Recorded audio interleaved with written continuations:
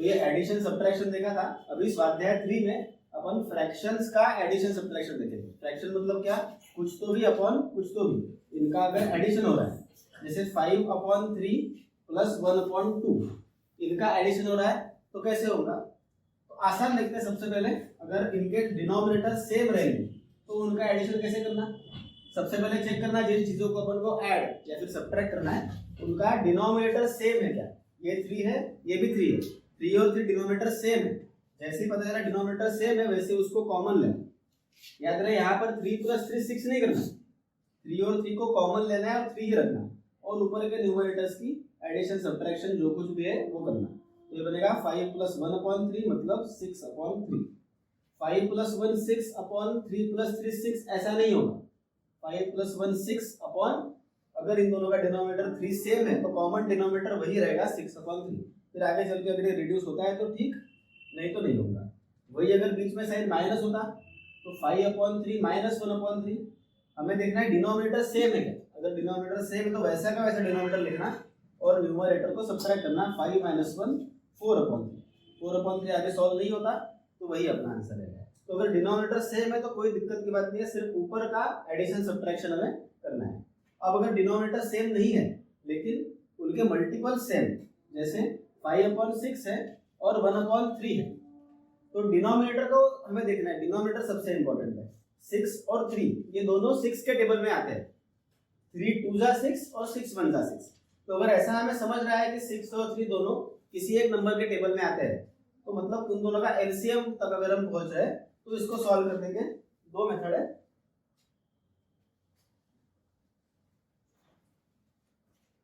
हम जानते हैं अगर ये 5/6 है और यहाँ डिनोमिनेटर में अगर 6 होता तो फिर हम डिनोमिनेटर को कॉमन ले लेते 6 और सॉल्व करते। लेकिन इसके डिनोमिनेटर में अभी 6 नहीं है, इसके डिनोमिनेटर में 3 है, तो हमें इस 3 को 6 बनाना पड़ेगा। ये फ्रैक्शन पहले 1/3 है और हम वो वाली कंडीशन देख रहे हैं जिसमें उनका कॉमन मल्टीपल है।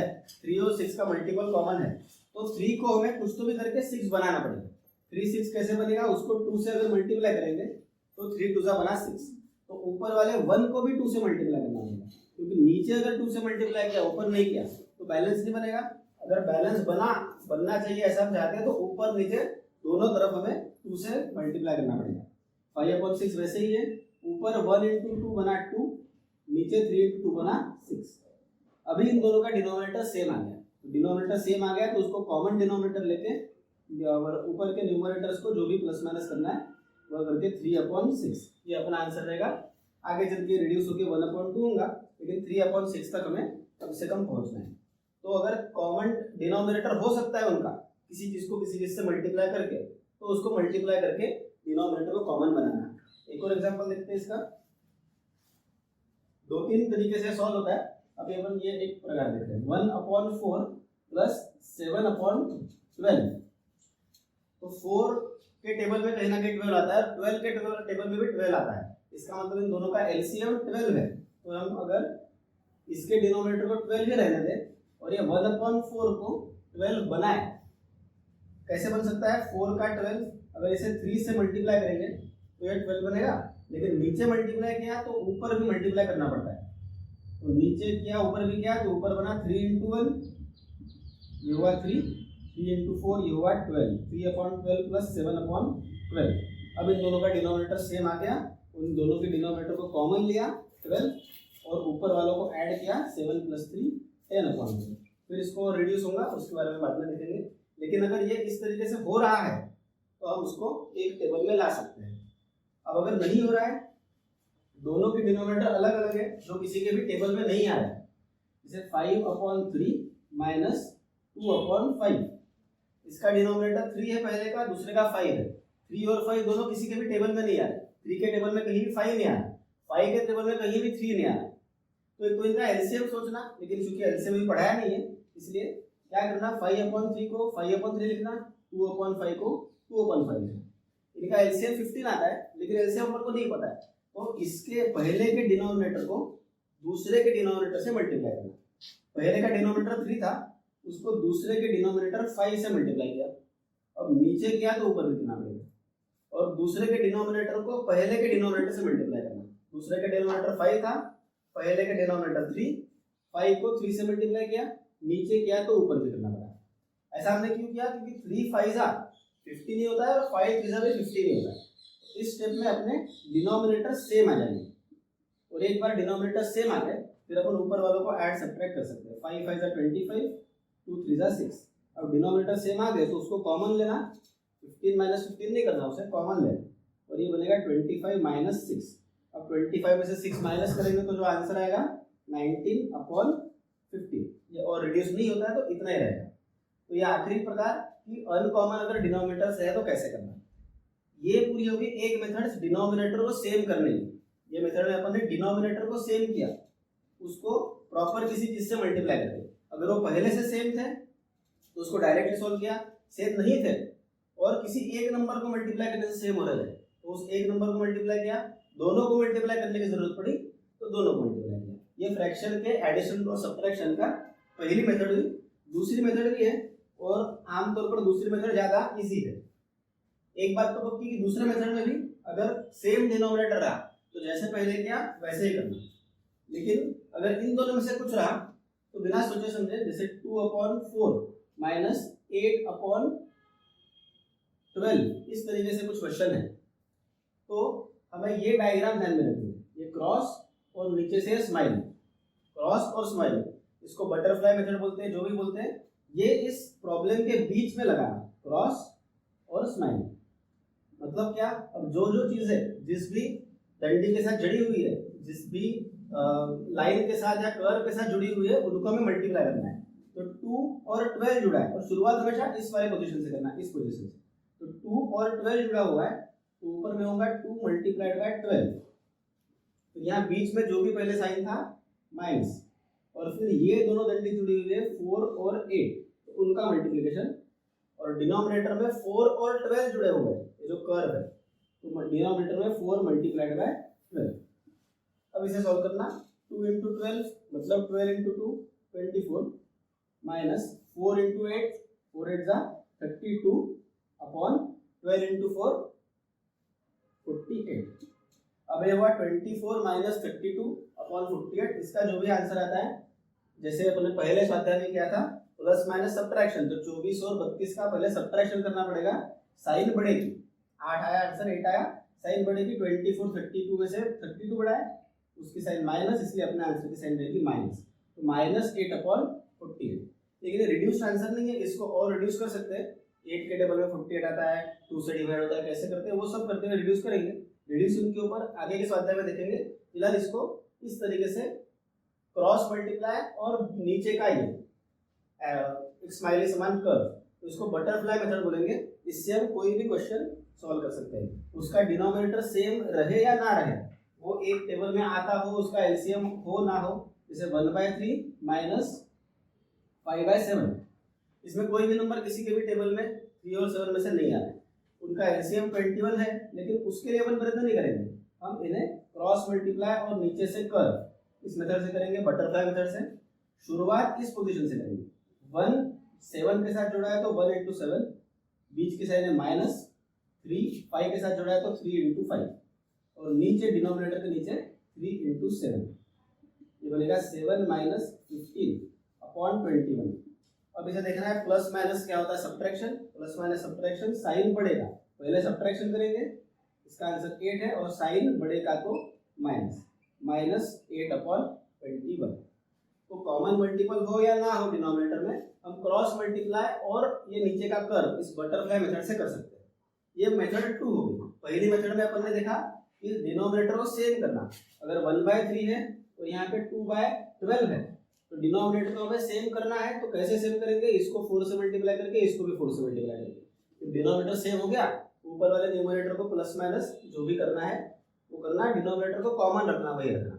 और दूसरी मेथड बटरफ्लाई मेथड, ये क्रॉस और नीचे से स्माइली, इसके बीच में प्लस हो माइनस हो चलेगा। ध्यान में रखना कि ये क्रॉस और स्माइली इस तरीके के किसी केस में नहीं आने वाले।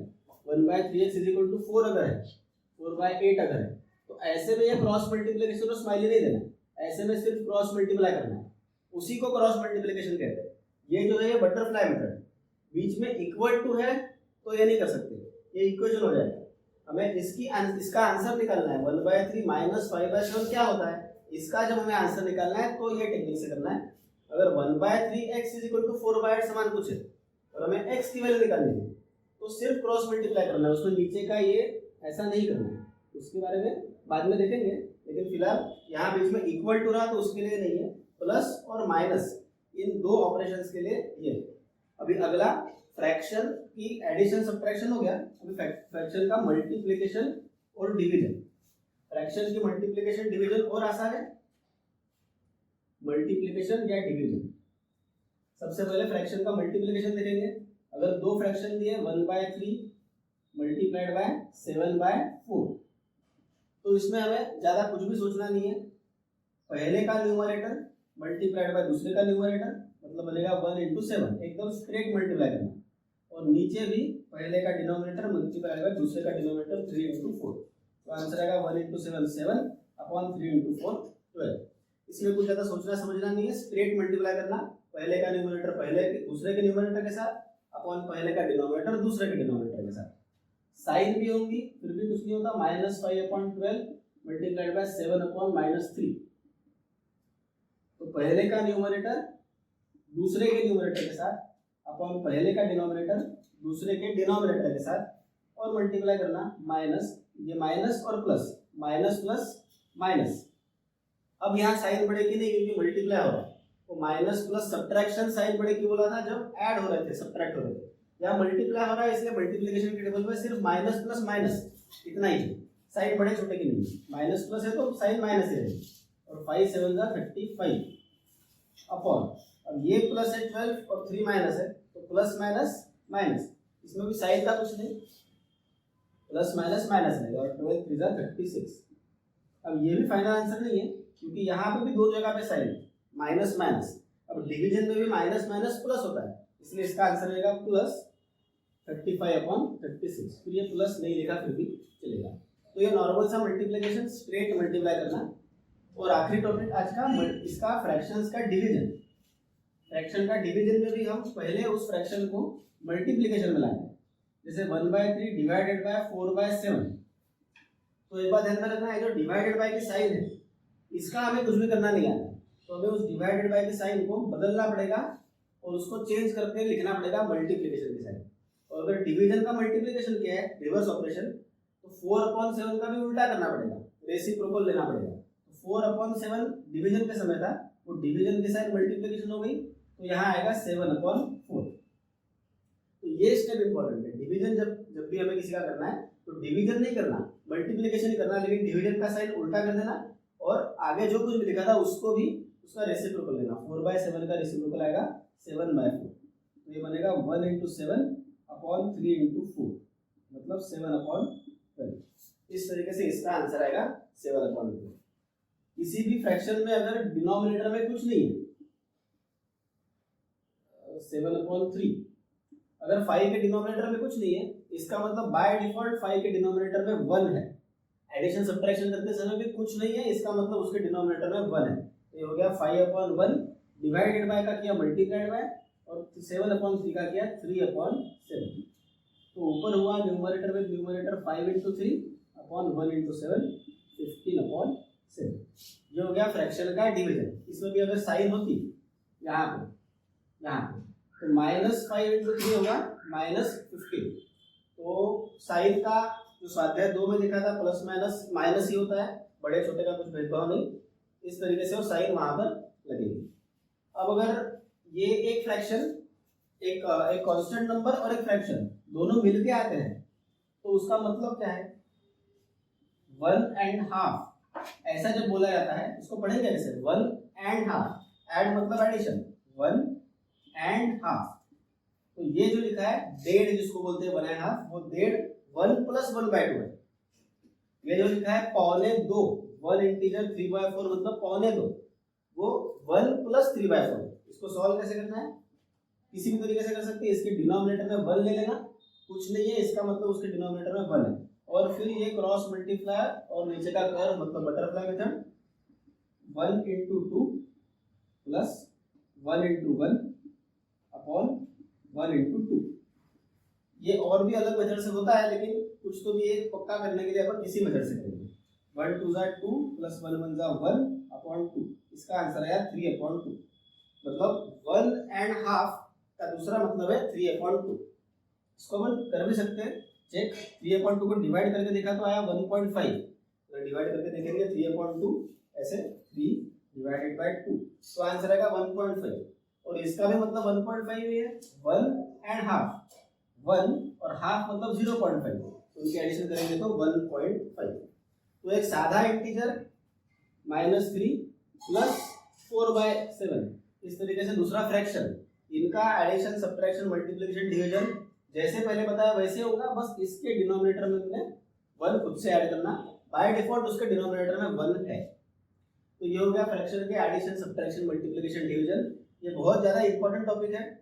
नॉर्मल एडिशन सब्ट्रैक्शन और मल्टीप्लिकेशन डिवीजन अपन को इसमें आनी चाहिए। उसके बाद हम एक तो डिनोमिनेटर को इक्वल करके या फिर ये बटरफ्लाई मेथड का इस्तेमाल करके फ्रैक्शन का एडिशन सब्ट्रैक्शन कर सकते हैं। और मल्टीप्लिकेशन डिवीजन तो सिर्फ स्ट्रेट मल्टीप्लाई करना है, डिवीजन होगा तो डिवीजन के साइन को रिवर्स करके उसका रेसिप्रोकल लेके हमें सॉल्व करना है। तो इसके ऊपर भी काफी सारे क्वेश्चंस ट्राई करने की आवश्यकता है। आखिरी में इसका फोटो डालूंगा इसके स्वाध्याय का, स्वाध्याय 3 का, उस फोटो को देख के आप इसको सॉल्व कर सकते हैं।